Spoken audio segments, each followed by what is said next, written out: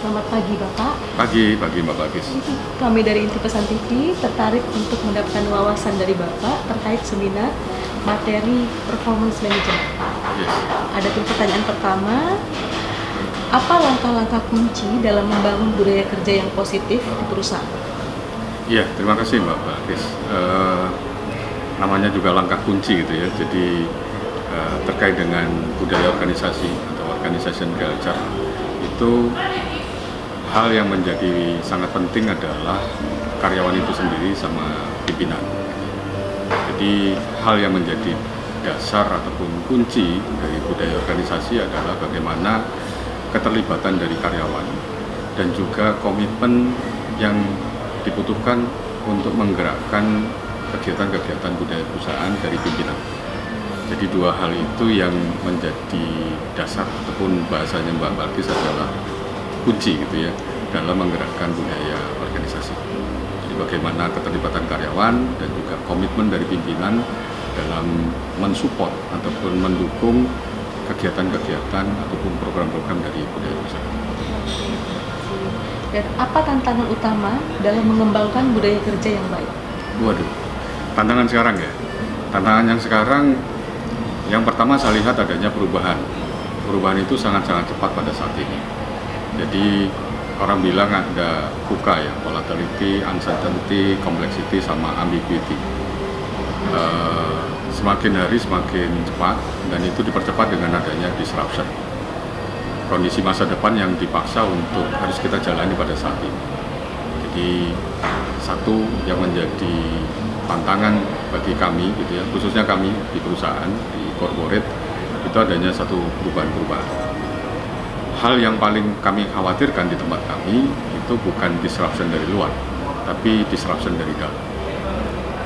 Ketika karyawan-karyawan itu belum memahami atas value yang dianut ataupun yang ditetapkan oleh perusahaan, sehingga sinergisitas, tanggung jawab, yang ujungnya adalah militansi karyawan itu akan hilang.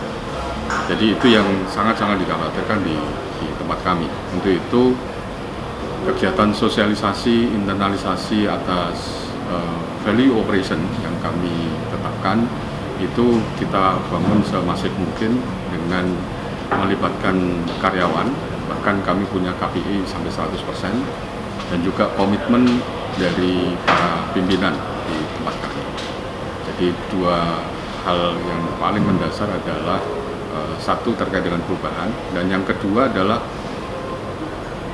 sekarang adanya gap generation gitu ya.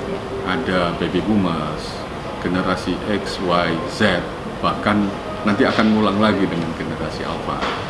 Ini yang menjadi satu tantangan bagaimana kita bisa mengkolaborasikan mereka gitu ya. Satu sama lain bisa memahami dan itu menjadi satu perhatian bagi kami untuk meminimais adanya gap-gap tersebut dengan mengkolaborasikan, kemudian mensinergikan dengan berbagai program kaitannya dengan budaya organisasi. Dua hal itu yang mungkin menjadi tantangan yang kami rasakan pada saat ini. Lalu bagaimana cara yang efektif untuk mengukur kualitas budaya kerja di perusahaan? Ya, kembali lagi pada esensinya. Untuk efektivitas, maka bagaimana keterlibatan karyawan itu kami ukur. Kemudian yang kedua, bagaimana para leader-leader itu mensupport dari kegiatan dari budaya perusahaan.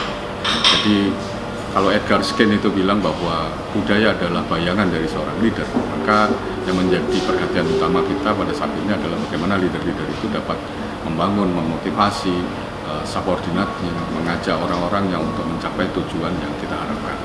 Terlebih-lebih seperti yang nanti kita coba sharingkan adalah high performance culture. Bagaimana budaya perusahaan yang berorientasi pada kinerja yang tinggi. Jadi itu yang kita coba untuk bangun saat ini di PT Pharma Persada Nusantara. Dan itu menjadi poin yang sangat krusial, khususnya di tahun ini untuk menuju ke high performance culture. Gitu, Mbak.